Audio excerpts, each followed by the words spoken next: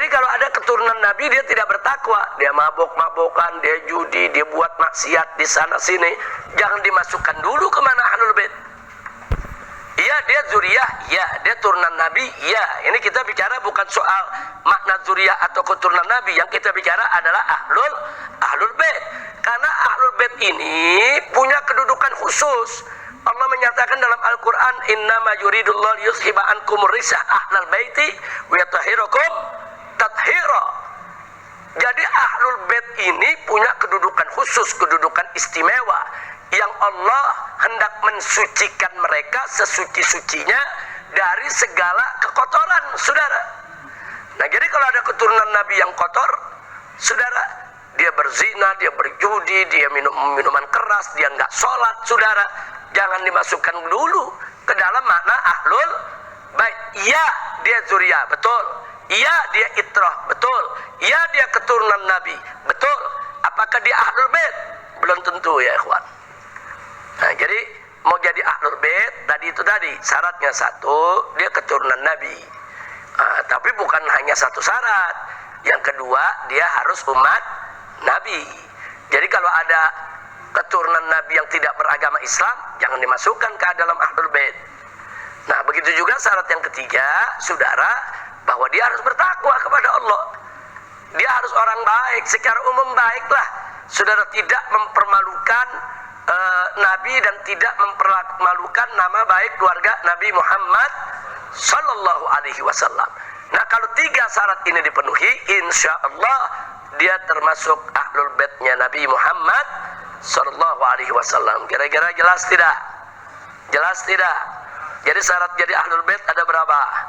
Tiga. Yang pertama, harus keturunan siapa? Nabi. Kalau bukan keturunan Nabi Muhammad, bisa gak jadi Ahlul Bait? Nggak bisa. Terus syarat yang kedua apa?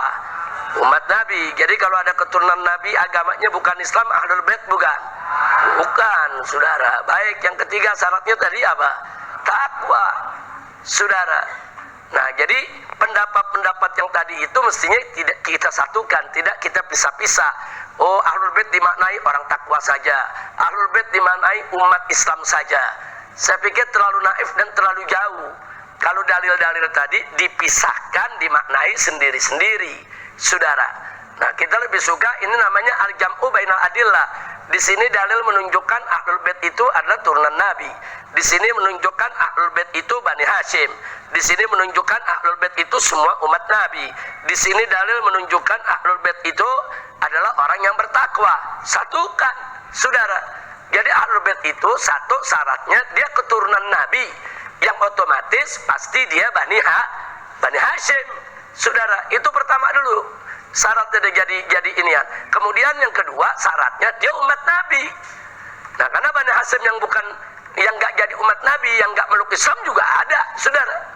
Nah, jadi dia mesti turunan Nabi dan dia merupakan Bani Hashim dan dia mesti beragama Islam. Bahkan ada syarat yang lebih berat, dia mesti bertakwa, dia mesti orang baik. Kalau dia orang jahat, dia orang zalim, dia orang kotor, walaupun dia keturunan Nabi, jangan sekali-kali dimasukkan ke dalam makna Ahlul Bait. Kenapa? Karena Ahlul Bait dimuliakan Allah, punya kedudukan tinggi. Tidak setiap orang bisa masuk dengan mudah disebut sebagai Ahlul Bait. Nah, jadi tolong ini santri-santri MS mesti paham itu semua.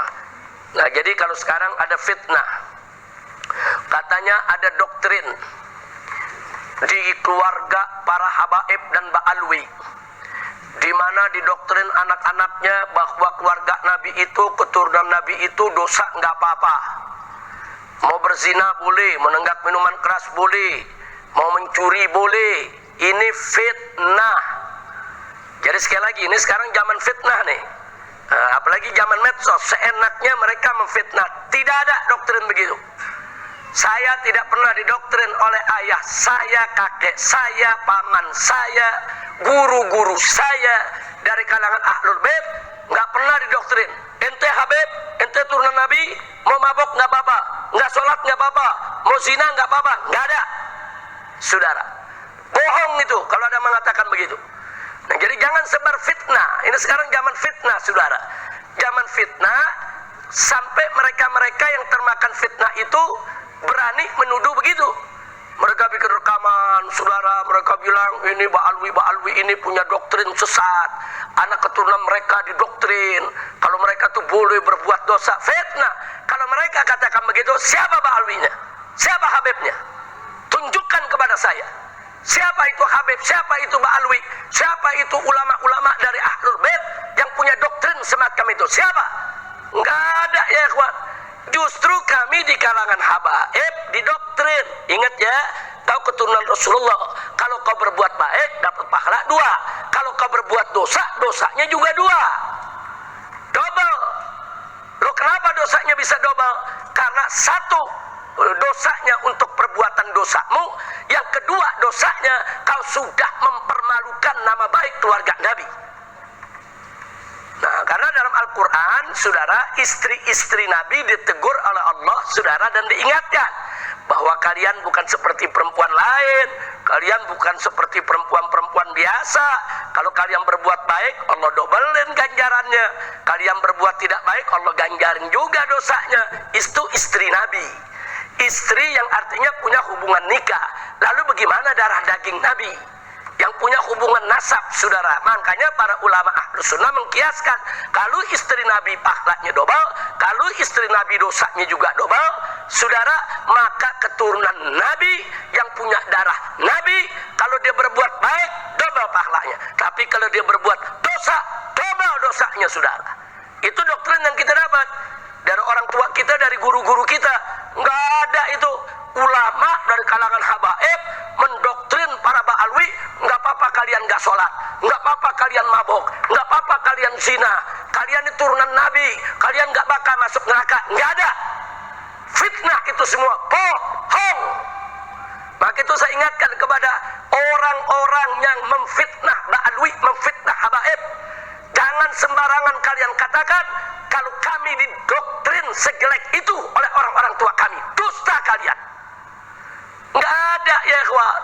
Kalaupun ada oknum habaib yang bicara seperti itu habaib yang suka maksiat.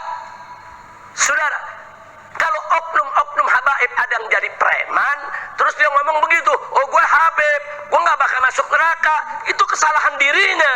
Jangan langsung dikatakan itu doktrin para habaib. Kurang ajar.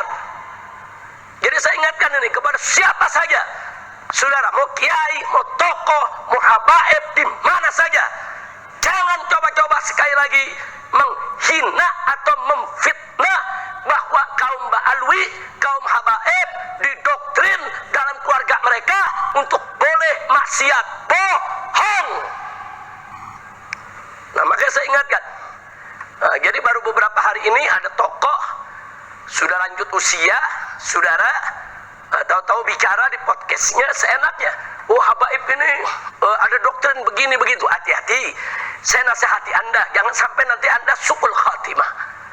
Umur sudah lebih dari 80 tahun, sudah tua, sudah lanjut usia. Jangan sampai su'ul khatimah. Takutlah kepada Allah. Ittaqillah. Ya, kira-kira jelas tidak? Ini semua nih markas syariatnya. Saya kasih tahu, nggak ada tuh habaib punya doktrin begitu, nggak ada. Justru kalau habaib berbuat dosa double, lebih berat, saudara, lebih parah dia, dan siksanya akan lebih keras dibandingkan yang lain kalau mereka seenaknya melanggar hukum Allah Subhanahu wa Ta'ala. Na'udzubillah min dzalik. Bahkan barusan sudah saya katakan, Ahlul Bait itu turunan Nabi yang beragama Islam dan berakhlak baik. Nah, itu Ahlul Bait ya ikhwan. Di luar itu jangan kita anggap ya ikhwan. Jangan dianggap. Apalagi kalau ada oknum habib, anak muda, preman, suka mabok, saudara, ya bukan habib aja. Semua suku juga ada yang mabok. Semua etnis juga ada yang mabok. Semua bangsa juga ada yang mabok. Betul? Nah, jangan dijadikan satu turunan habib mabok langsung dibilang, difitnah, wah ini doktrin bapaknya, ini doktrin kakeknya, ini doktrin habaib, kurang ajar. Apakah kalau ada satu orang Jawa mabok terus langsung kita akan katakan, oh ini doktrin kejawaan? Nggak boleh ya ikhwan. Jangan bawa-bawa suku, manusianya yang rusak, bukan Jawanya. Betul? Begitu juga ada oknum anak muda suku Sunda rusak mabok. Jangan salahin Sunda ya saudara. Apa terus kita mau katakan doktrin orang Sunda Sunda, anak muda Sunda mesti mabok. Apa boleh begitu? Nggak ada. Doktrin orang Jawa bagus-bagus, doktrin orang Sunda bagus-bagus. Semua punya tata krama. Kalau ada orang dari suku Jawa, suku Sunda yang berbuat tidak baik, manusianya yang jelek, saudara, bukan sukunya. Kira-kira jelas tidak? Nah, jadi saya katakan di sini, habaib ini bukan malaikat, bukan. Habaib yang baik ada, yang tidak baik ada gak? Ada. Habaib yang bagus ada, yang jelek ada. Habaib yang berbuat taat ada. Kalangan oknum habaib yang berbuat tidak baik juga ada. Tapi jangan langsung, kalau ada oknum habaib jelek langsung dituduh, wah ini doktrin kalangan habaib, mereka boleh maksiat. Siapa yang bilang? Habaib mana punya doktrin begitu? Jangan sembarangan memfitnah, jangan.